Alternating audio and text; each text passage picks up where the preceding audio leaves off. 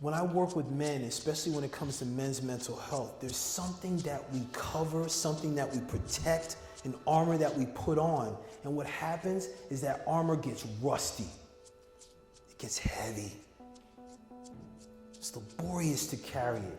So we get to have space where we get to set it free. Just like my heart was saying, set us free, Paul.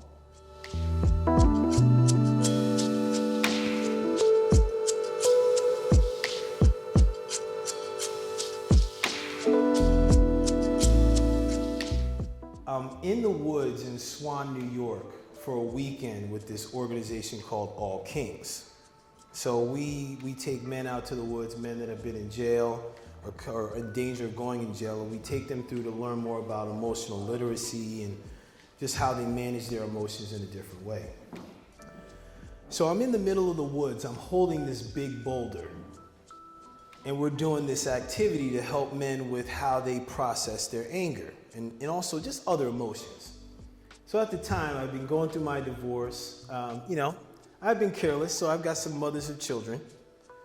And I have, at the moment, at that time, I wasn't seeing my kids as much as I wanted to.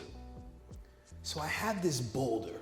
I'm picking it up, throwing it down into the earth, picking it up, throwing it down, and I'm saying all these things, and like letting go of all these things I've been holding on to. Then I held it up over my head, and I remember I drove it into the ground, and I stood up and I said, "You'll never keep my kids away from me." And I remember I stood there and everyone was quiet, and I could hear my voice carrying through the trees. And everyone was looking at me, and I was like, damn, did I just do that? And my head started to hurt. Started getting a bad headache. I woke up the next Sunday, the headache was worse. I woke up Monday, I was nauseous. I was like, something's going on. So I took my blood pressure. It was 190 over 186, or 166. I was like, shit, I'm gonna die. Thank goodness Overlook is close. So I went to Overlook. My doctor, bless up Dr. Tribune, he's like, what happened? I'm like, I don't know. And I'd been in shape. The year before, I got both of my hips replaced, so I stayed thin. I was doing my cardio, all the stuff I was supposed to do, drinking my beet juice. And I'm looking at these doctors' faces and these nurses looking at me in this like, how is this guy here? So they admitted me. So I'm sitting in my hospital bed, and at the time, my girlfriend at the time, we were going through a tough time, and I was still processing what I said in that driving that stone into the ground. So I'm laying in the hospital, and at the time I had learned about shaman journeying, and there's something called parts work, which in psychology is internal family systems. It's being able to take like a part of myself and getting to know it and really extract something from it so I can learn from it. So this is where this excerpt from the book comes in.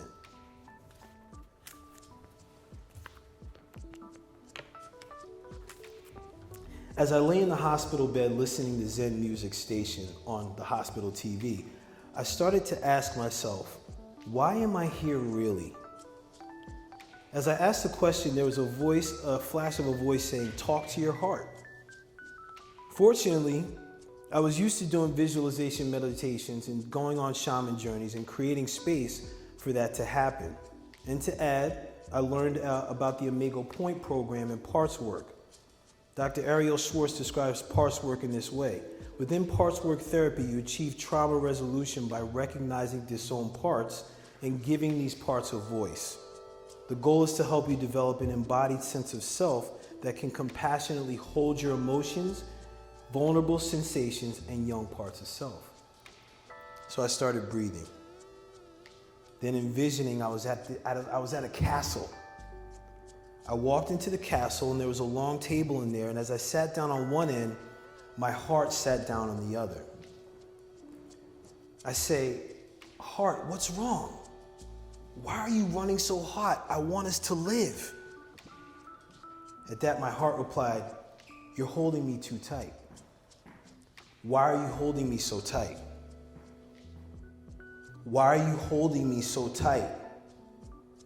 I'm dumbfounded. I'm like, I can remember in the visualization, I'm just sitting here and my heart is growing bigger and like covering over me to the point where it says, why are you holding me so tight? And I can remember I was in my hospital bed and I started to cry.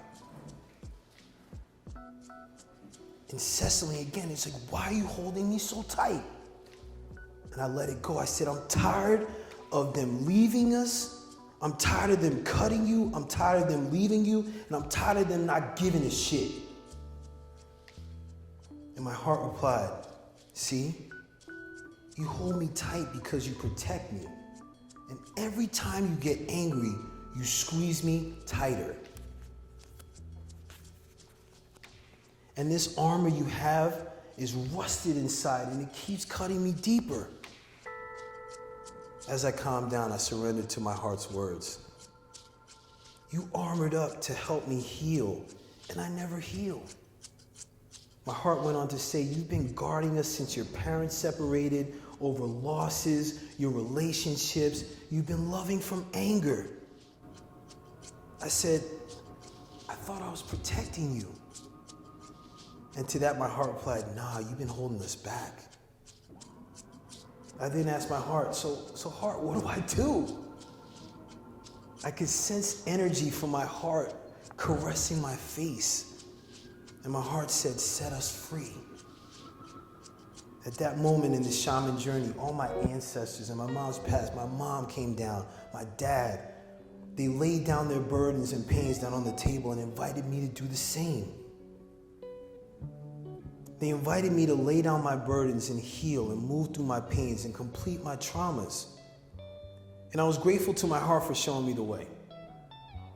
Showed me the way forward and expressed the conditions that I was in, because otherwise I would have kept doing what I was doing.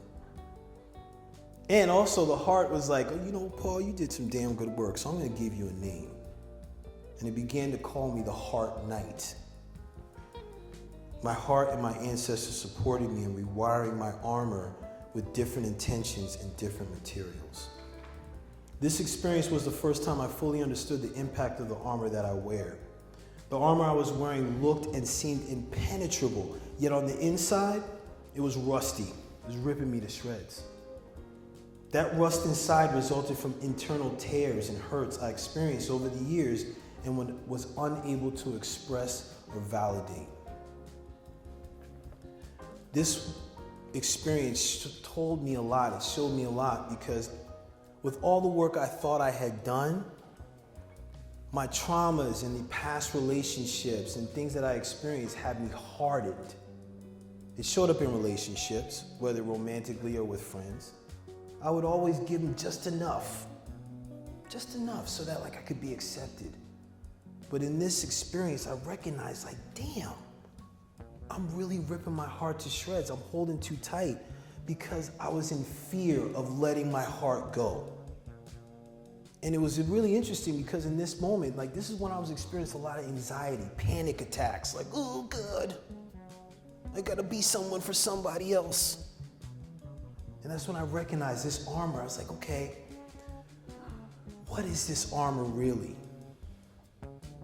I started to ask this question. I'm inviting you. This was a lesson I had to learn for myself. What is the armor that I wear? Who taught me how to wear it? Then, to take a deeper scoop, what is it I'm really protecting? What is it? For me, it was that 10-year-old boy. That one that used to draw Transformers and Voltron. They used to go in the corner when I didn't think I was accepted. And that's when I recognized that when I work with men, especially when it comes to men's mental health, there's something that we cover, something that we protect, an armor that we put on. And what happens is that armor gets rusty. It gets heavy. It's laborious to carry it. So we get to have space where we get to set it free. Just like my heart was saying, set us free, Paul. So one of the things with this armor up, the lesson here is, and that I employ and I talk to men about, and I'm asking you to think the same. Having an armor is neither right or wrong. lack of awareness of it is where we can get into trouble. Because when we go into the world, we gotta have an armor. Look, when I leave the house and I go to work, I gotta come in, I gotta put the armor on, a customer service champ. So I'm ready to do my job well. I'm ready to go into action. Yet I know that there's a point where I get to take my armor off and set myself free. So I invite you to do the same. And I invite you, as we take this break, think about what's the armor that you may have on? What does it protect? What does it defend? And being able to have awareness to that can open up a whole new path and a whole new space for you.